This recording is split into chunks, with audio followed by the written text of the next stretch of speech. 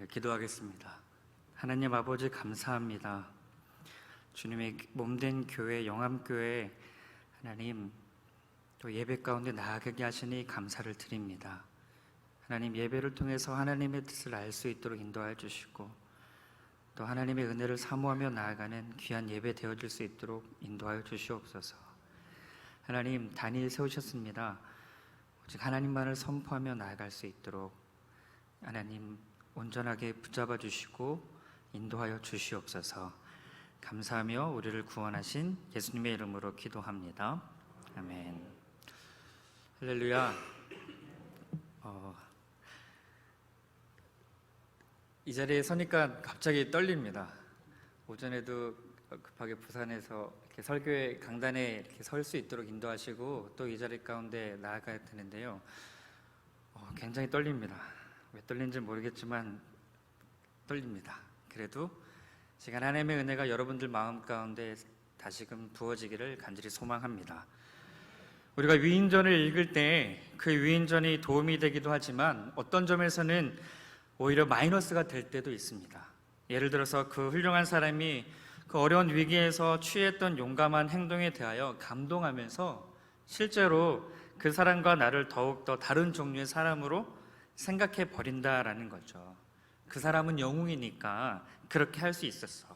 나 같은 평범한 사람은 절대로 그렇게 할 수가 없어 라고 단정해 버린다라는 겁니다.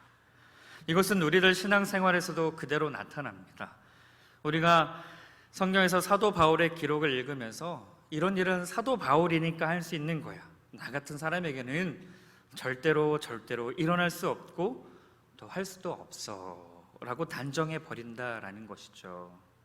사실 그렇게 하는 것보다 더 바울을 오해하는 일도 없을 것입니다. 우리가 오늘 본문에서 바울을 볼 때 바울의 가장 솔직한 모습을 보게 됩니다. 사도 바울은 우리가 생각하는 그런 영웅은 아니었습니다. 그는 자신의 신앙 문제로 힘들어하기도 했으며 또 양육하던 형제들과 헤어지면서 걱정을 많이 하기도 했습니다. 그리고 또 자기와 불편한 관계에 있었던 사역자들 때문에 많이 괴로워하기도 했습니다. 사실 이런 부분보다 더 말하기 어려운 점도 없습니다. 자기들끼리도 하나 되지 못하고 자기들끼리도 서로 사랑하지 못하면서 무슨 다른 사람에게 그리스도의 사랑을 전합니까?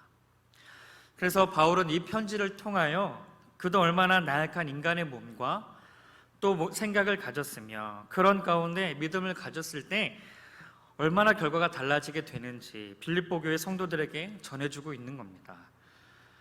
그는 사실 개인적으로 사정이 더 어려워지게 되었습니다. 그는 로마에 제수로 오게 되었을 때 하숙집 같은 데에 있으면서 나름대로 사역함에 있어서는 상당한 자유를 누릴 수가 있었습니다.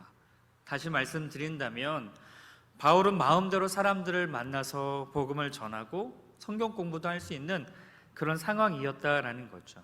단지 그 집 밖으로 나갈 수는 없었지만 이런 제약은 있었지만 사람들을 만나고 예수 그리스도를 전하는 그런 복음의 전함에 있어서는 제약이 없었다. 상당히 자유로운 편이었다라는 겁니다. 그런데 어느 날 사정이 달라졌습니다. 더 이상 그는 그런 편한 상태에 있지 못하고 악명 높은 시대 감옥 안으로 옮겨지게 되는 매임을 당하는 상황에 처하게 되었다라는 것이죠. 매이다라고 하는 것은 구속되어 자유로운 행동을 할 수 없는 상태를 말합니다. 이전에는 자유롭게 집 밖을 나가지 못하지만 자유롭게 사람들을 만나고 함께 그리스도의 사랑을 나누며 그렇게 복음 전함에 있어서 자유로움이 있었지만 지금은 그렇게 할 수 없는 상황 가운데 놓이게 되었다라는 겁니다. 그래서 이 매이다라는 것, 흔히들 우리는 이 환경 가운데 매임을 이야기합니다. 그런데 이 매임은 우리의 생각이 아니면 육체가 아니면 환경이 그 매이게 되는 것을 말하고 있는 거죠. 그리고 이 매임을 당하면 우리의 모든 것이 제약을 당하게 됩니다. 또한 이 제약은 우리를 기쁨에서 해방시키는 것이 아니라 절망 가운데 놓이게 만듭니다. 즉 매임이라고 하는 것은 그래서 부정적인 의미로 많이 사용되어지고 있는 것이죠. 가장 큰 매임 어떻습니까? 우리가 지난 2년여의 시간 동안 코로나로 참 어렵지 않았습니까? 하나님 전에 나아가 예배하는 것에 대한 자유가 없었습니다. 환경에 매였다라는 거죠.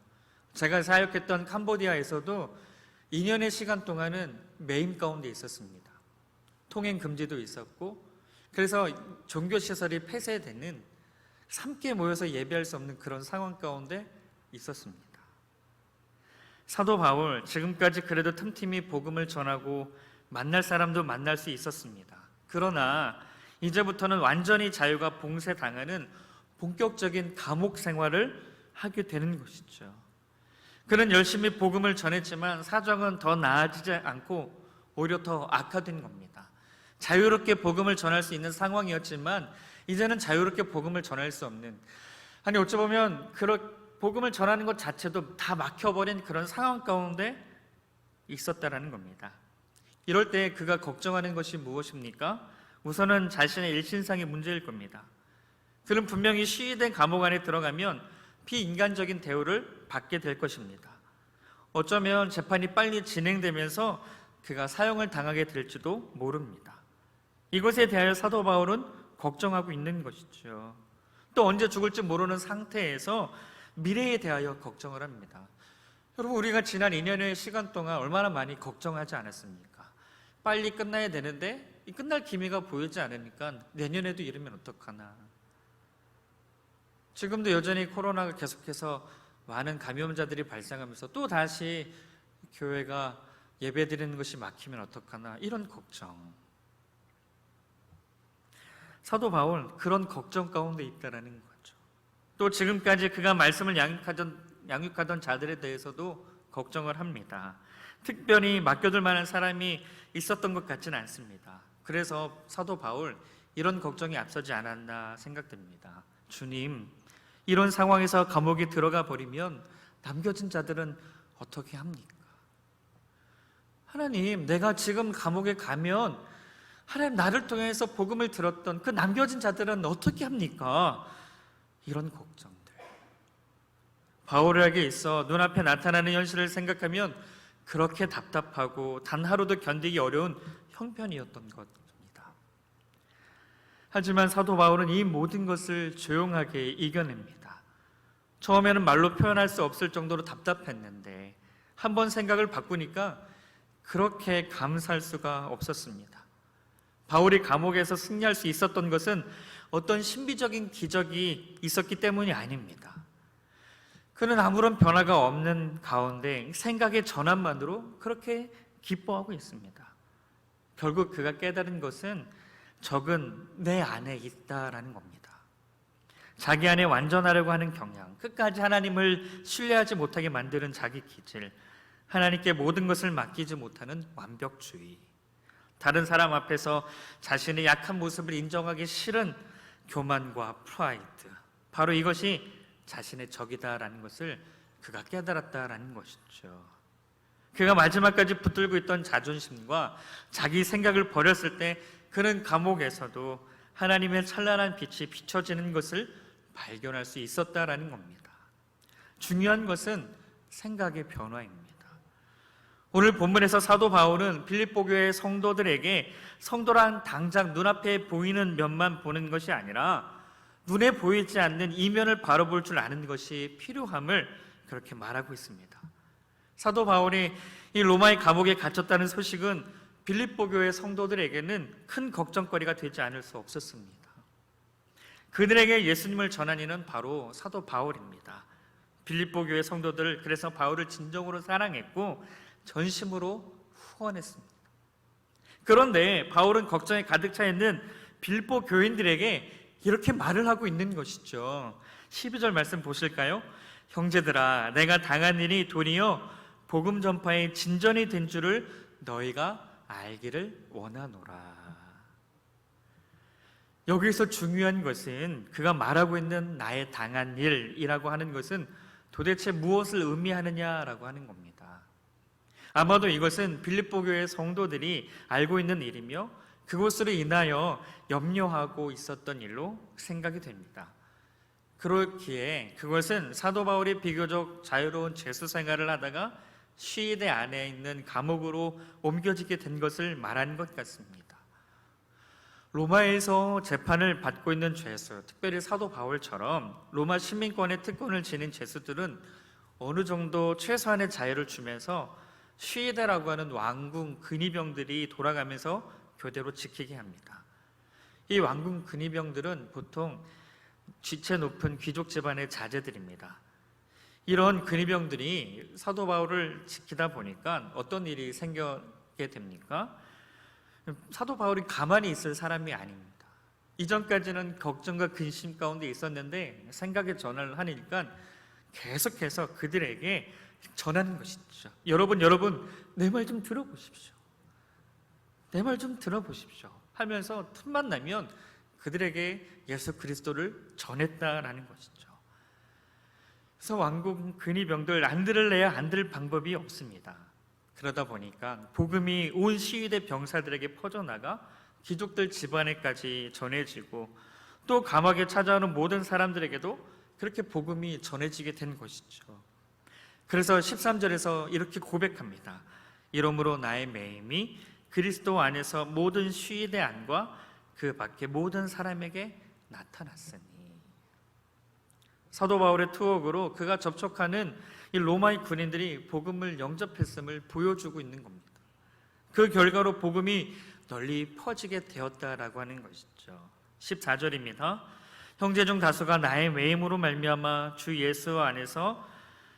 안에서 신뢰함으로 겁없이 하나님의 말씀을 더욱 담대히 전하게 되었느니라. 또한 많은 이들이 주 안에서 신뢰하게 되었습니다.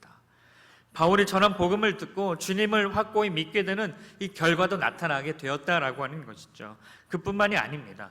빌립보서 4장 22절 말씀 보니까 모든 성도들이 너희에게 문안하되 특히 가이사의 집 사람들 중 몇이니라 말씀하고 있는 것을 보면 심지어 황제였던 가이사의 집에게까지 이 복음이 전해지는 전혀 예상치 못한 결과가 나타나게 되었다라고 하는 것이죠. 한마디로 나의 최악이 하나님의 최선이 되었다라는 겁니다. 사실 사도 바울 자신도 자신의 삶과 죽음의 문제를 놓고 엄청나게 고민을 했을지도 모릅니다. 왜 그렇습니까? 자신의 사역은 여기서 끝날지도 모른다라고 생각했기 때문입니다. 그가 로마에 끌려오고 난 후에 상당 기간 죄수이지만 비교적 자유로운 생활을 했습니다. 그런데 어느 날부터 사정이 바뀌어서 악명 높은 시위대 감옥 안으로 들어가게 되었습니다. 그리고 이것은 그가 육체적으로 매일 뿐 아니라 더 이상 다른 사람들을 쉽게 만날 수 없는 상태에 빠지는 것을 알았기 때문입니다. 뿐만 아니라 시위대 감옥으로 옮겨지게 된 것은 그의 재판이 임박했다라고 하는 것을 의미하는 것입니다. 그렇기에 이 시위대 감옥이 사도 바울에게 있어서는 고통으로 다가온 것이죠. 여기서 나의 사역이 끝나면 어떡하나? 여기서 이렇게 그리스도를 전하는 것이 끝나면 어떡하나? 왜 지금까지 그런 대로 괜찮았는데 갑자기 환경이 어려워지는 것입니까? 우리는 살아가면서 어려움과 고통을 만날 때 왜 나한테만 이런 고통과 아픔이 자꾸 일어납니까? 한탄합니다. 그때 우리에게 필요한 것이 무엇입니까? 드러나는 면만을 보면서 답답해하면 안 된다라는 겁니다. 대신 우리는 지금 당장 드러나지 않았지만 그 이면에 감추어진 하나님의 선한 뜻을 볼 수 있어야 합니다. 그런데 왜 자꾸 지금 내 꼴은 왜 이래? 왜 이 모양이야? 하나님도 무심하시지. 그렇게 한탄을 합니까? 무엇을 안다고 그런 말을 하는 것입니까? 여러분 생각을 해보십시오. 내 반쪽입니다. 내 몸입니다. 그런데도 뒤통수와 등 쪽을 볼 수 있습니까? 평생 볼 수 없습니다. 여러분 아무리 나의 뒤통수를 보려고 고개를 휙휙 돌려봐도 볼 수 없잖아요. 내 등 쪽을 아무리 보고 싶어도 온몸을 이렇게 휙휙 돌려도 볼 수가 없습니다. 그렇다고 나에게 있어서 뒤통수와 등 쪽이 없는 것입니까? 아닙니다. 그러면 무엇으로 볼 수 있습니까? 우리가 거울을 통해서 볼 수 있잖아요. 거울을 통해서 내 뒤통수가 이렇게 예쁘구나. 내 등짝이 이렇게 넓구나. 알 수 있는 거죠. 다시 말한다면 내 눈에 안 보인다고 해서 없는 것이 아니다라는 겁니다. 그렇다면 지금 내가 겪고 있는 이 아프고 힘든 현실의 최악의 현실에서도 보이지 않는 합력하여 선을 이루는 그 하나님의 최선이 있다는 사실을 우리는 볼 수 있어야 합니다. 지금도 역사하시는 그 하나님의 인도하심을 바라볼 수 있어야 한다는 거죠. 지금 내 눈에 보이지 않는다고 해서 하나님 살아계신 건 맞습니까? 라고 하는 것이 아니라 여전히 하나님은 우리와 함께 하시고 여전히 하나님은 최선의 것으로 우리를 인도해 가신다는 그 사실을 믿음의 눈으로 바라봐야 된다라고 하는 것이죠. 지금 사도 바울은 그렇게 이 상황을 뛰어넘고 있는 것입니다. 우리 13절 말씀을 다시 한번 보실까요? 우리 13절 말씀 한번 같이 읽어보도록 하겠습니다. 13절입니다. 시작. 이러므로 나의 매임이 그리스도 예수 안에서 모든 시인의 안과 그 밖에 모든 사람에게 나타났으니. 아멘. 그가 시인의 안에 있음으로 해서 다른 방식으로 도저히 얻을 수 없는 몇 명의 사람을 얻을 수 있게 되었습니다. 사도 바울은 이 두 가지를 비교합니다. 하나는 그가 시위대 감옥으로 옮겨짐으로 받은 육체적인 고통과 정신적인 상실감입니다. 그리고 다른 하나는 그가 여기 들어오게 됨으로 얻게 된 몇 명의 성도들입니다. 그는 이 두 가지를 서로 비교하면서 전체적으로 기쁨이라고 결론을 내리고 있는 것이죠. 24절 25절 말씀 보실까요? 내가 육신으로 있는 것이 너희를 위하여 더 유익하니라. 내가 살 것과 너희 믿음의 진보와 기쁨을 위하여 너희 무리와 함께 거할 이것을 확실히 아노니.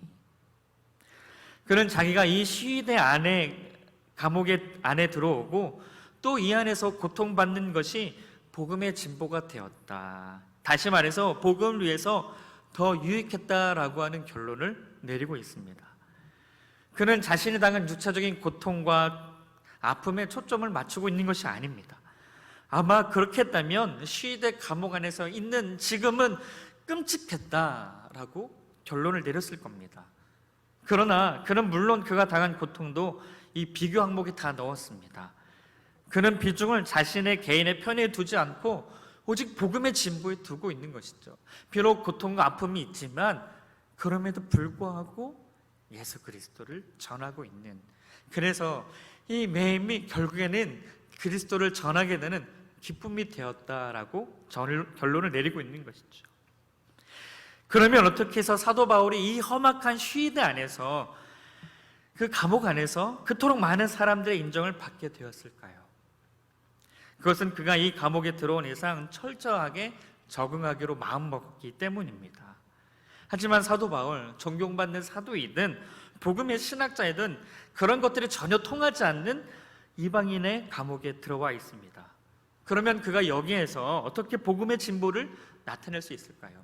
우리야 오늘날 사도 바울하면 정말 위대한 신학자이고 정말 이방인을 위한 사도라고 정말 인정하면서 그렇게 사도 바울을 닮아가기를 원하고 또 원하는데, 당시의 시대를 지켰던 왕궁의 근위병들은 사도 바울의 신학자이든 위대한 사도이든 간에 아무런 상관이 없다라는 거죠.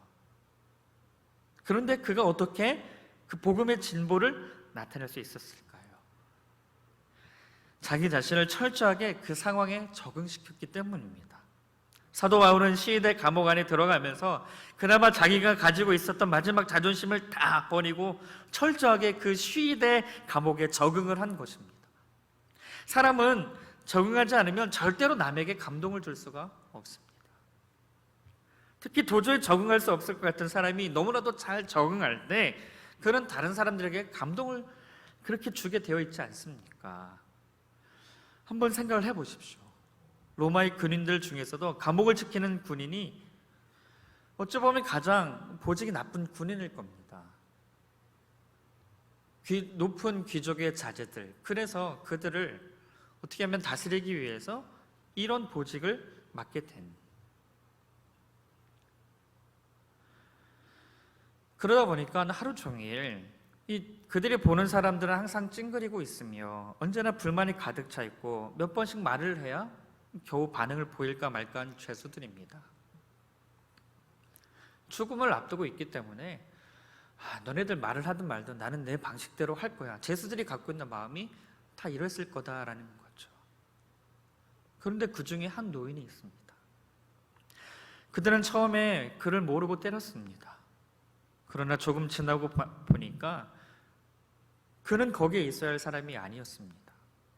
너무나도 따뜻하고 긍정적이며 사랑이 넘치는 사람이었습니다. 그의 얼굴에는 항상 여유가 있으며 편안함이 있습니다. 아무리 감각이 없는 로마 군인이라 하더라도 그것을 모를 리가 없습니다. 물론 감옥 안에 있는 모든 사람이 바울에게 감동한 것은 아니었습니다. 그러나 적어도 몇 사람은 바울의 영향을 받았고 그와 친해져서 나중에는 복음을 듣고 예수를 믿는 자리에까지 가게 되었다라고 하는 거죠. 그래서 사도 바울은 그리스도 안에서 나타났다라고 그렇게 고백하고 있는 겁니다. 이것은 복음 안에서 바울에 대한 좋은 소문이 퍼지게 되었다라고 하는 뜻을 의미합니다. 우리가 오늘 본문을 보면 바울이라고 하는 사람이 얼마나 인간적이며 솔직한 사람인지 알 수 있습니다. 그리고 그는 자기가 묶여서 꼼짝하지 못하는 상태에서도 너무 열심히 복음을 전하여 성공하는 것을 보고 한때 좋지 않던 감정을 가졌던 것을 솔직하게 인정하고 있는 것을 볼 수가 있습니다. 그래서 사도 바울 이렇게 결론을 내리고 있습니다. 18절입니다. 그러면 무엇이냐? 거칠애로 하라, 참으로 하나, 무슨 방도로 하든지 전파되는 것은 그리스도니 이로써 나는 기뻐하고 또한 기뻐하리라. 기뻐하고 또한 기뻐한다라고 그렇게 고백하고 있는 것이죠. 여러분 15절부터 17절까지 말씀을 보십시오. 어떤 이들은 투기와 분쟁으로, 어떤 이들은 착한 뜻으로 그리스도를 전파하나니 이들은 내가 복음을 변증하기 위하여 세우심을 받은 줄 알고 사랑으로 하나, 그들은 나의 매임에 괴로움을 더하게 할 줄로 생각하여 순수하지 못하게 다툼으로 그리스도를 전파하느니라. 15절 말씀 보니까 투기와 분쟁으로 복음을 전한다라고 하는 자들을 이야기합니다. 그런데 그들이 누구인지는 명확하지가 않습니다. 분명한 것은 이단은 아닌 것 같습니다. 그러면 여기서 사도 바울의 마음속에 괴로움을 더하게 하려고 복음을 전한 자들은 누구입니까? 아마도 그것은 언급할 가치가 없기 때문에 사도 바울이 말하지는 않는 것 같습니다. 그러나 적어도 그들과 바울 사이의 관계는 불편함이 있었던 것은 사실입니다. 사도 바울은 복음을 전하면서도 다른 교회가 이미 들어간 지역은 들어가지 않도록 하므로 교회가 서로 경쟁하지 않고 보다 넓은 지역에서 복음을 전하는 것을 목표로 했습니다. 그런데 이곳에서 그는 투기와 분쟁으로 복음을 전하는 자와 분명한 이 불편한 관계에 있었고 이것이 사도 바울을 굉장히 괴롭게 하고 고민하게 만들었던 것 같습니다. 그리고 한동안 바울은 자신을 불편하게 만들었던 자들의 사역이 잘 되지 않기를 바라는 마음이 있었던 것 같습니다. 여러분들도 한번 생각을 해보십시오. 이 옛말에 이런 말도 있지 않습니까? 사돌이 땅을 사면 배가 아프다. 남이 잘 되면 좀 안 되길 바라는 그런 마음. 나를 불편하게 하니까 좀 잘 안 됐으면 하는 마음. 그런 있지 않습니까? 저도 그런 마음이 있었습니다. 그리고 지금도 여전히 가끔 그런 마음이 들기도 합니다. 사도 바울도 그런 마음이 있었다는 거죠. 그런데 그런 마음이 불일 듯 녹아지었다라는 겁니다. 그들을 생각하면 그의 마음이 편치 않고 시대 안에 들어오므로 그의 모든 사역이 다 망가지는 듯한 생각이 들었을 것입니다. 사실 사도 바울에게 있어서 이 문제만큼은 결코 용납이 되지 않는 것 같습니다. 그런데 어느 순간 이 고통이 없어져 버렸습니다. 그것은 그 안에서의 생각의 변화였다는 거죠. 반드시 나를 통하여 복음이 전해질 필요가 없는 것 아니냐. 그리고 외모로 하나 참으로 하나 오직 그리스도만 전파되면 되지 않느냐 이렇게 생각했다라는 거죠. 내가 매여있기 때문에 내가 오직 나로서만 예수 그리스도가 전해져야 되는 데가 아니라 어떤 방법으로든 오직 예수 그리스도만 선포가 되어진다면, 그래서 복음이 계속해서 확장되어진다면 그러면 그것이 기쁜 것 아니냐, 그렇게 전하고 있다라는 거죠. 그것을 생각할 때 사도 바울은 그들을 용납할 수 있었으며 그렇게 마음이 편할 수가 없었던 겁니다. 나랑 불편했던 사람들 제발 안 되길 바랬는데 그것이 아니라 저들도 저렇게 예수 그리스도를 전하니까 기쁘다. 어떻게 해서든 예수 그리스도가 전해지니까 기쁘다. 단 순간 그 생각에 전환이 나타났다라는 겁니다. 비록 그들이 주장하는 것이 다 옳지는 않고 또 어떤 부분은 사실 욕심으로 하는 것도 있지만 그래도 그 복음을 듣고 구원을 얻는다면 이것이 얼마나 좋은 일이냐 하는 것입니다. 사실 사도 바울이라고 하면 영적으로 엄청나게 성숙한 사람 아닙니까? 그러나 그런 사도 바울이라고 해서 감정도 없고 미움도 없는 것은 아니었습니다.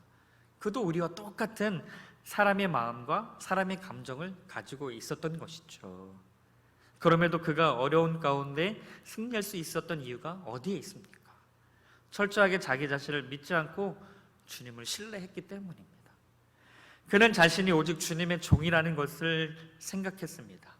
그는 자기가 주인이라고 생각하지 않았습니다. 종은 얼마든지 맞을 수가 있는 것이죠. 주님은 제자들에게 종이 주인보다 더 나은 대접을 받지 못한다라고 말씀하셨습니다. 이것은 그들이 복음을 전하기 위하여 얼마든지 비인간적인 대접을 받을 수 있고 또 욕을 먹을 수 있다는 것을 의미하는 겁니다. 내가 얼마나 좋은 대접을 받았느냐 혹은 내가 얼마나 좋은 상태에 있느냐 하는 것이 아니라 내가 얼마나 효과적으로 복음을 전할 수 있느냐 하는 데 있다라는 것입니다. 비록 내가 고통 가운데 있게 되어도 그것이 복음의 진보가 될 수 있다면 더 유익한 것이다. 사도 바울은 그렇게 고백하고 있는 거죠. 그래서 바울은 자신의 매임으로 인하여 복음이 전파되어지고 예수 그리스도가 전파되어진 것을 통해 환경 가운데 매여 있을지라도 그는 기쁨으로 나아간 겁니다. 인간적으로 보면 바울의 투옥은 복음 전파에 엄청난 이 장애물이 되었습니다. 바울의 투옥은 복음 전파의 최대 악재였습니다. 그런데 실제로는 어떻게 되었습니까? 복음의 진보를 이루게 되었다라고 하는 거죠. 왕궁 근위병들과 또 함께 있었던 죄수들뿐만 아니라 그들을 통해서 황제였던 가이사의 집 사람들에게까지 그렇게 복음에 전파되어졌다라는 거죠. 여러분, 우리가 환경이나 처지를 생각하게 되면 결코 기뻐할 수가 없습니다. 이로 인해 우리는 더욱 환경에 매이게 됩니다. 기쁨이 없다라는 거죠. 행복하지도 않다라는 겁니다. 우리가 살아가고 있는 이 사회를 한번 보십시오. 경제적으로 매우 어렵습니다. 지난 2년의 시간 이 코로나 팬데믹으로 인해서 모든 것이 움츠러들게 되었습니다. 우리가 바라보는 환경이 이렇다라는 거죠. 자꾸 움츠러들게 만드는. 또 계속해서 뉴스를 보면 어떻습니까? 연일 확진자가 계속해서 늘어나고 있는 그런 것들. 계속 뉴스에서 나오는 것은 연일 확진자 증가. 어제는 몇만 명이었는데 오늘은 또 몇만 명. 그럼 드는 생각이 어떻습니까? 아유, 이제 나가는 것도 힘들고 선뜻 나가지 못하게 만든다라는 거죠. 자꾸 우리를 매인다라는 겁니다. 우리가 바라보는 환경이 이렇습니다. 그래서 이런 환경에서 우리가 기쁨을 회복하기란 참 쉽지가 않습니다. 그러나 오늘 사도 바울은 우리에게 이렇게 선포하고 있습니다. 12절 말씀, 18절 말씀 보실까요? 형제들아, 내가 당한 일이 도리어 복음 전파의 진전이 된 줄을 너희가 알기를 원하노라. 그러면 무엇이냐? 거칠애로 하나 참으로 하나 무슨 방도로 하든지 전파되는 것은 그리스도니 이로써 나는 기뻐하고 또한 기뻐하리라. 환경을 뛰어넘어 기쁨으로 나아갑니다. 그러면서 더욱 자신의 바람을 드러냅니다. 우리 20절, 21절 말씀 같이 한번 읽어보겠습니다. 20절, 21절 말씀입니다. 같이 한번 읽겠습니다. 시작. 나의 간절한 기대와 소망을 따라 아무 일에든지 부끄러워하지 아니하고 지금도 전과 같이 온전히 담대하여 살든지 죽든지 내 몸에서 그리스도가 존귀하게 되게 하려 하나니 이는 내게 사는 것이 그리스도니 죽는 것도 유익함이라. 아멘. 나로 인해 그리스도가 존귀하게 되게 하려 하나니. 만일 사도 바울이 감옥 안에서 절대로 죽으면 안 된다고 생각했더라면 그는 이 불안을 떨쳐버리지 못했을 겁니다. 여기에 보면 살든지 죽든지라고 하는 표현이 나옵니다. 이것은 어떻게 생각하면 살아도 좋고 죽어도 좋다는 체념의 뜻으로 생각하기가 쉽습니다. 그러나 결코 체념이 아닙니다. 여기서 우리는 진정한 믿음이란 무엇인가를 생각해 보아야 합니다. 만일 내가 요구하는 대로 하나님께서 반드시 들어주셔야 하는 것이 믿음이라면 그 믿음은 주객이 전도된 겁니다. 왜냐하면 내가 하나님을 부리고 있는 것이 되기 때문입니다. 내가 진정으로 하나님을 인정한다면 결정권을 하나님께 맡겨드려야 합니다.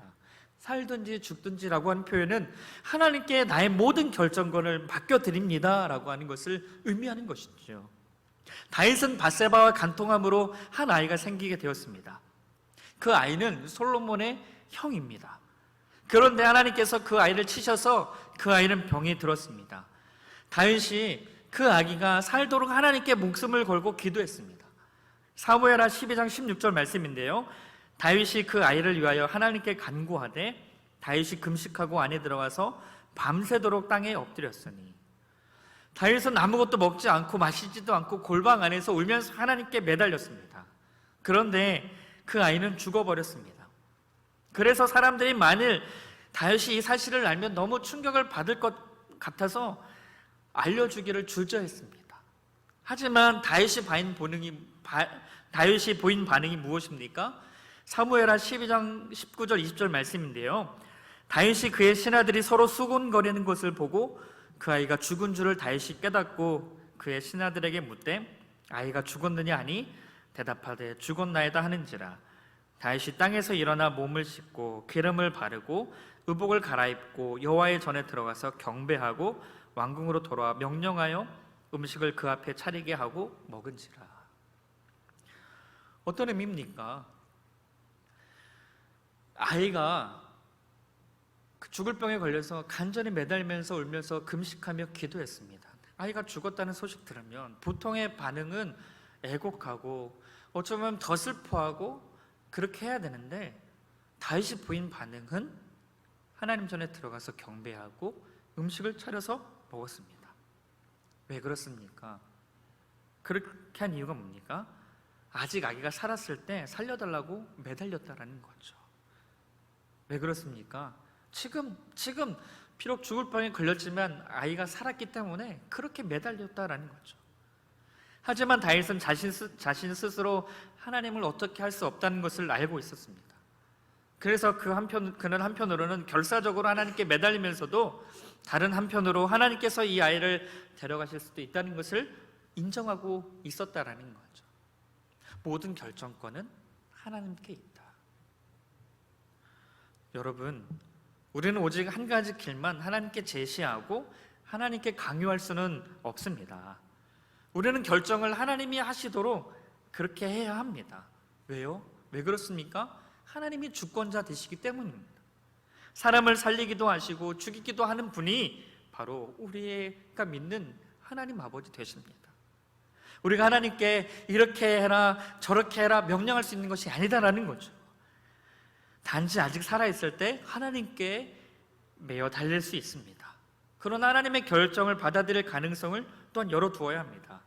여기서 사도 바울이 살든지 죽든지 라고 하는 것은 살든지 죽든지 모르겠다, 모든 것은 하나님이 알아서 하시겠지, 나는 모든 것을 다 포기한다 라는 뜻이 아니라 그는 얼마든지 죽음을 받아들일 준비가 되어 있다라는 거죠. 비록 지금 매여 있어서 어찌 보면 나의 사형 집행이 빨리 되어서 그렇게 죽어도 그래도 그 모든 것을 하나님께 맡긴다라고 하는 것을 의미하는 겁니다. 여러분, 우리가 어려움에 빠졌을 때 가장 중요한 것이 무엇인가 하면 바로 하나님의 때입니다. 주님께서 여러 번 말씀하시는 것도 바로 하나님의 때입니다.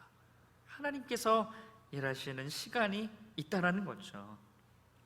이것은 우리가 아무리 야단법석 떠들고 소리질러 든다 해도 결코 단축되는 것이 아닙니다. 우리는 하나님의 시간까지 기다려야 합니다. 그런데 그동안 이 영적인 침체와 불안이 너무나도 우리를 상하게 하고 우리를 불신앙의 자리에 빠지게 만든다라는 거죠. 결국 이 불안과 침체를 이기지 못하면 하나님의 때가 되어 상황이 바뀌어도 우리는 상급을 받을 수가 없게 되는 겁니다. 오히려 감사와 전적으로 순종하는 자세가 하나님의 시간을 당긴 예를 성경에서 찾아볼 수가 있습니다. 아무리 화를 내거나 소리를 지른다고 해서 하나님의 때가 단축되지는 않습니다. 사도 바울은 내가 이렇게 죽을 수도 있구나 라는 생각을 하면서 마음이 편해졌습니다. 모든 결정권을 주님께 맡겼기 때문입니다. 그래서 사도 바울 이렇게 고백하고 있는 것이죠. 사도행전 20장 24절입니다. 내가 달려갈 길과 주 예수께 받은 사명 곧 하나님의 은혜의 복음을 증언하는 일을 마치려 하면은 나의 생명조차 조금도 귀한 것으로 여기지 아니하노라. 오늘 본문 말씀에서도 이렇게 고백하고 있습니다. 20절 말씀인데요. 나의 간절한 기대와 소망을 따라 아무 일에든지 부끄러워하지 아니하고 지금도 전과 같이 온전히 담대하여 살든지 죽든지 내 몸에서 그리스도가 존귀하게 되게 하려 하나니.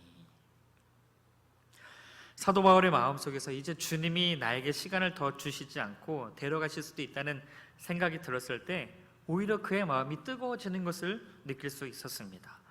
이제 사느냐 죽느냐 하는 것이 문제가 아니라 죽을 때까지 내가 얼마나 부끄럽지 않고 담대하고 주님을 증거하다가 죽을 수 있느냐 하는 것이 더 중요하게 생각되었다라는 거죠. 여러분, 사도 바울이라고 해서 항상 담대한 것은 아니었습니다. 그의 마음속에서도 비굴한 타협하는 생각이 들 때가 있었을 겁니다. 그러나 모든 결정권을 주님께 맡겨드렸을 때 그는 죽느냐 사느냐 중요한 것이 아니라 남은 시간 동안 얼마나 담대하고 부끄럽지 않게 주님을 나타내느냐 하는 것이 더 중요한 것을 깨달았다라는 거죠. 내 몸에서 그리스도가 존귀케 된다. 이것은 단순한 말만이 아니라 표정이나 그 행동 모든 것에서 당당할 수 있도록 스스로 기도하고 있는 겁니다. 사랑하는 여러분, 사도 바울이 이토록 엄청난 삶을 살 수 있었던 것은 자신의 힘이 아니었습니다. 주님께서 그의 삶을 이끄셨기 때문입니다. 그에게 있어서 하루하루 삶은 너무나도 신이 나는 것이었고 그래서 엄청난 것이었습니다. 마치 파도 타기와 같았습니다. 처음에는 도저히 불가능한 것 같던 일들이 주님이 함께 하시니까 그렇게 시원하게 넘을 수가 없었습니다. 모든 것이 엄청났습니다. 그런데 이제는 정말 오도 가도 못하는 난관에 빠져 있습니다. 그는 이 감옥에서 나오지 못하고 죽고 말 것 같습니다. 그때 바울의 머리에 드는 생각이 무엇입니까? 그럼에도 불구하고 주님이 나와 함께 하시는구나. 나의 삶을 계속해서 이끌어 가시는구나. 그렇게 환경을 뛰어넘는 복음으로 인하여 만족하고 기뻐하고 있는 것이죠. 그래서 만일 주님이 자기에게 주님을 허락하신다면 이것은 이 세상의 어떤 위대한 삶보다 더 영광스러운 죽음이 될 것이라고 그는 그렇게 믿고 있는 겁니다. 왜냐하면 지금까지 주님은 주님께 맡긴 자에게 나쁜 것을 주신 적이 단 한 번도 없었기 때문입니다. 사도 바울은 만일 주님이 자기에게 죽음을 허락하신다면 이것이야말로 자기에게 엄청난 유익이 될 것이며 완전히 횡재하는 일로 생각하고 있습니다. 그 이유는 무엇입니까? 지금까지 주님이 그에게 보여주신 신실함이 바로 그런 것이었기 때문입니다. 이제 사도 바울은 그렇게 살아갈 것을 당부합니다. 27절부터 30절까지 말씀을 같이 보실까요? 27절부터 30절까지 말씀입니다. 오직 너희는 그리스도의 복음에 합당하게 생활하라. 이는 내가 너희에게 가보나 떠나 있으나 너희가 한 마음으로 서서 한 뜻으로 복음의 신앙을 위하여 협력하는 것과 무슨 일 내든지 대적하는 자들 때문에 두려워하지 아니하는 이 일을 듣고자 함이라. 이것이 그들에게는 멸망의 증거요 너희에게는 구원의 증거니 이는 하나님께로부터 난 것이라. 그리스도를 위하여 너희에게 은혜를 주신 것은 다만 그를 믿을 뿐 아니라 또한 그를 위하여 고난도 받게 하려 하심이라. 너희에게도 그와 같은 싸움이 있으니 너희가 내 안에서 본 바요 이제도 내 안에서 듣는 바 아니라. 아멘. 너희는 그리스도의 복음에 합당한 생활을 하라. 사도 바울은 빌립보 교회 성도들이 하나님 나라의 시민임을 기억하길 원했습니다. 마찬가지로 오늘 우리에게 주시는 말씀 뭡니까? 우리도 하나님 나라의 시민인 것을 기억하라라는 겁니다. 하나님 나라의 시민이라는 그런 새로운 공동체를 이루었다면 그 공동체의 시민으로서의 삶을 살아가기를 원하고 있다라는 겁니다. 그 시민으로서의 삶은 바로 세상과 구별된 거룩한 삶을 살아가는 겁니다. 그리스도인은 이 세상에서 나름대로 잘 적응해 보려고 노력함에도 불구하고 이 세상과 갈등의 관계에 빠질 수밖에 없습니다. 열심히 우리에게 주신 삶의 자리에서 최선을 다해서 살아가고 있고 그 삶의 모습을 통해서 우리가 계속해서 예수 그리스도를 증거하고 있지만 오늘날 세상은 어떠합니까? 그것이 불편함으로 다가오게 하지 않습니까? 지난 2년의 코로나 시간 동안에 우리가 예배 드리는 것이 아무런 잘못도 없고 정말 교회가 가장 반영국 수칙 잘 지키면서도 불구하고 그렇게 제약과 제재를 받지 않았습니까? 불편한 관계에 있는 것도 사실이죠. 제가 사역하고 있는 이 캄보디아에서도 오히려 예배에 나가지를 못했습니다. 교회당에 가는 것 자체가 허락되지 않았습니다. 그래서 진짜 지난 2년의 시간 동안은 1년은 미리 금요일날 예배를 찍고 그 예배를 편집해서 유튜브에 올려서 있는 자리에서 예배를 드리고 작년 한 해는 그래도 온라인 예배로 실시간으로 그렇게 준비하고 예배를 드렸습니다. 제약이 컸습니다. 그런데 맡겨진 자리에서 최선을 다하니까요, 그럼에도 불구하고 하나님께서 역사하고 계시다라는 거죠. 우리는 세상과 갈등의 관계일 수밖에 없습니다. 그러나 이것은 오히려 내가 구원받은 백성이며 나의 시민권이 하늘에 있는 증거로 보고 기뻐해야 합니다. 그러므로 우리의 환경이 복음으로 인하여 매여 있다면 기뻐하십시오.